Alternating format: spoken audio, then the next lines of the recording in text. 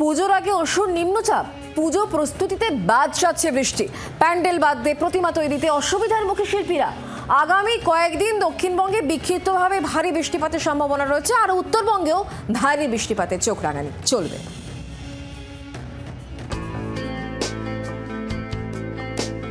পুজোর আর হাতে গোনা দিন বাকি, তার আগে আকাশের মুখ ভার। বেশ কয়েকদিনের প্যাচপ্যাচে গরমের পর শান্তির ধারা নামলেও পুজোর আগে ভাসবে না তো দক্ষিণবঙ্গ, কারণ রাজ্যবাসীর কেনাকাটার ব্যস্ততা এখন তুঙ্গে। হাতে আর একটা মাত্র রবিবার, কেনাকাটায় ব্যাঘাত ঘটাবে না তো বৃষ্টি?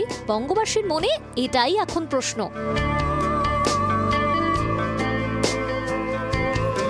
উত্তর পশ্চিম বঙ্গোপসাগরে নিম্নচাপ তৈরি হয়েছে, এর সরাসরি প্রভাব পড়বে না বাংলায়, তবে প্রচুর জলীয় বাষ্প ঢুকবে। সোম ও মঙ্গলবার দক্ষিণবঙ্গের সব জেলাতেই বজ্রবিদ্যুৎ সহ বৃষ্টির পূর্বাভাস। বৃষ্টির সঙ্গে 30 থেকে 40 কিলোমিটার বেগে বইবে দমকা হাওয়া। বৃষ্টির সম্ভাবনা কমবে বুধবার থেকে, তবে বিক্ষিপ্তভাবে বজ্রবিদ্যুৎ সহ বৃষ্টির সম্ভাবনা বেশি দক্ষিণ 24 পরগনা, পূর্ব ও পশ্চিম বর্ধমান, বীরভূম, পুরুলিয়ায়। সোমবার ভারী বৃষ্টির সতর্কতা উত্তরের 5 জেলায়। দার্জিলিং, কালিম্পং, কোচবিহার, আলিপুরদুয়ার, জলপাইগুড়িতে ভারী বৃষ্টির সম্ভাবনা। মঙ্গলবার থেকে শুক্রবার পর্যন্ত বিক্ষিপ্তভাবে ভারী বৃষ্টি চলবে উত্তরের 5 জেলায়।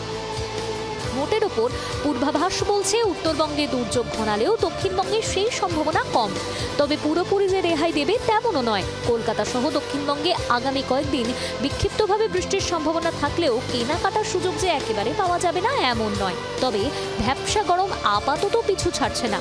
তবে পুজোর আগে বৃষ্টির জেরে সমস্যায় পড়েছেন প্রতিমা শিল্পী ও মণ্ডপ নির্মাতারা।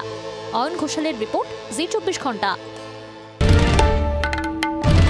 বাংলার আওয়াজ, বাঙালির আবেগ, জি 24 ঘন্টা।